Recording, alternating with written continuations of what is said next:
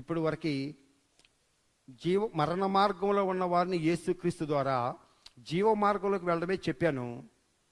కానీ మళ్ళీ ఇంత యేసయ్య మరణించి నాకు దేవుడే కావాలని అంగీకరించి జీవ మార్గంలోకి వచ్చిన తర్వాత మళ్ళీ మీరు మరణ మార్గంలోకి వెళ్ళిపోయే అవకాశం ఉంది.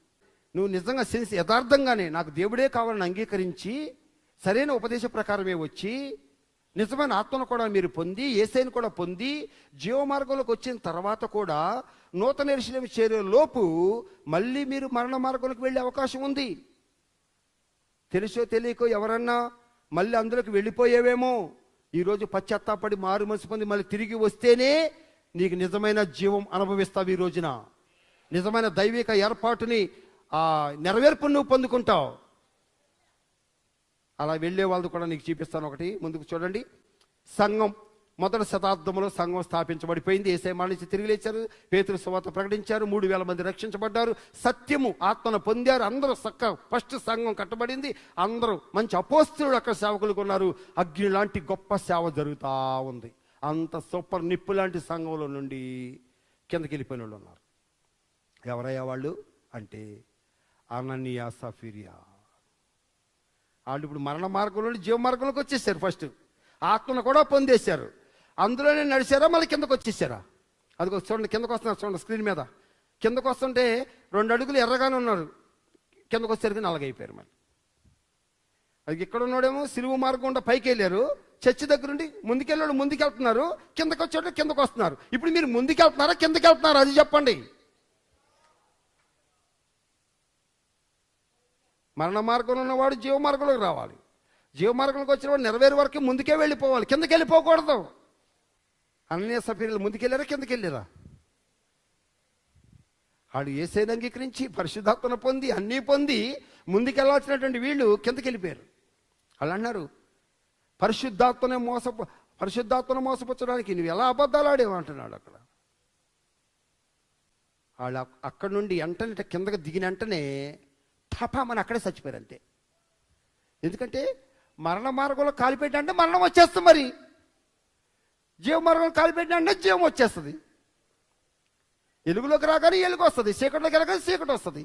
వాళ్ళు జీవ మార్గం నుండి మరణ మార్గం కాలిపెట్టిన వెంటనే బతికరా అక్కడ టపామని చచ్చిపోయారు ఇద్దరు. అక్కడికి వెళ్ళిన వెంటనే మీరు ఆత్మీయంగా చచ్చిపోతారు. అలా పరిశుద్ధులు కూడా మీరు పాపాత్మలోకి దిగజారిపోతారు. ఈ హెచ్చరికను గైకోనండి. వాళ్ళే విశ్వాసులు వెళ్ళిపోయారు, సేవకులు కూడా వెళ్ళిపోయారు. కొందరు విశ్వాసవాడ బద్దలైపోయి మునిగిపోయారు. స్తోత్రం.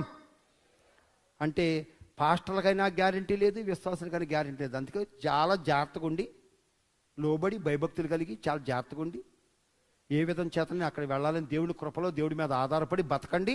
జాగ్రత్తగా ముందుకెళ్ళండి. దేవుడు మీకు తోడే ఉంటాడు, మీకు సహాయం చేస్తారు. అంతేగాని మళ్ళీ నేను అన్నావా అంటే కిందకు వచ్చేస్తారంతే. నేను ఎప్పుడు అనకండి. మీ స్వయాన్ని సెల్ఫ్ను ఉపయోగించకండి. ఎప్పుడు దేవుని మీద ఆధారపడి దేవా నీ కృప వల్లనే నేను ఒక్కొక్క అడిగేస్తున్నా, కృప అనుకుంటూ ఆధారపడి విధేయులై ఎలాగన్నా సంకల్పం నెరవేరాలని ఆయన మీద దృష్టి పెట్టుకుని మీరు దేవుని కృపలో ఆధారపడి ముందుకు వెళ్ళండి. ఎంతటి వాళ్ళైనా సరే, నేనైనా సరే కిందకు వచ్చేస్తా, క్షణం చాలు. అందుకే సంఘంలోకి వచ్చిన తర్వాత ఇలా కిందకి వెళ్ళిపోయే వాళ్ళు ఎంతోమంది ఉంటారండి. ఈరోజు మీ ఆత్మీయ జీవితం ఎలా ఉందా? కిందకి వెళ్ళిపోతుందా, పైకి వెళ్తుందా? పైకి వెళ్ళి నువ్వు పైన నడుస్తున్నావా, కిందకు వచ్చేస్తున్నావా? ఏదో ఆశించి, లేదా ఏదో మాట విని ఏదో రకరకాలుగా అయిపోయి ఆత్మీయ జీవితం డౌన్ అయిపోతుందా? అయితే కిందకి వెళ్ళి చచ్చిపోకముందే ఈరోజు మారు మనసు పొంది మళ్ళీ పైకి రా. మారు మనసు పొంది తిరిగిరా. జీవిస్తున్నావన్న పేరు మాత్రం నీకుంది, కానీ నువ్వు మృతుడివే. నీకు జీవము కలిగినట్లు ఇక తీసుకో జీవవృక్షాన్ని మళ్ళీ ఒకసారి తిరిగిరా అని ప్రభు చెప్తా ఉన్నారు. అంతేగాని మూఢనమ్మకంలాగా నేను అప్పుడెప్పుడో తీసుకున్నానండి బాప్తిసం, కరెక్ట్గానే తీసుకున్నానండి, ఇక నేను ఎట్టున్నా పర్వాలా నేను వెళ్ళిపోతా అంటే నడవదు. పైన వెళ్తేనే వెళ్తావు, అంతేగాని తీసుకున్నాను నీకు ఎట్టన్నా బతికితే ఎందుకు వెళ్తావు? స్తోత్రం. అందుకే ఎప్పుడో తీసుకుందాన్ని నమ్ముకోకు. ఇప్పుడు ప్రస్తుత నీ పరిస్థితి ఏంటి? ఎలా ఉన్నారు మీరు ఆత్మీయంగా? మీలో ఉన్న ఉద్దేశాలు ఏంటి? ఏం నెరవేరాలని మీరు ప్రయాసపడుతున్నారు? మీరు నడుస్తున్న మార్గం ఏంటి? మీలో ఏం కలుగుతుంది? ఇవన్నీ పరీక్షించుకోండి. అందుకే ఇంకా మరణ మార్గంలో ఉన్న వాళ్ళందరూ ప్రభు ద్వారా రక్షించబడి పై జీవ మార్గంలోకి రండి. ఒకవేళ జీవ మార్గంలో కిందకి వెళ్ళిపోయిన వాళ్ళు ఎవరంటే పశ్చాత్తాపడి మారు మనసు పొంది తిరిగి రండి. జీవ మార్గంలో వెళ్తున్న వాళ్ళు వెనుతిరగకుండా అలాగే వెళ్ళిపోండి ముందుకు, అంతేకా.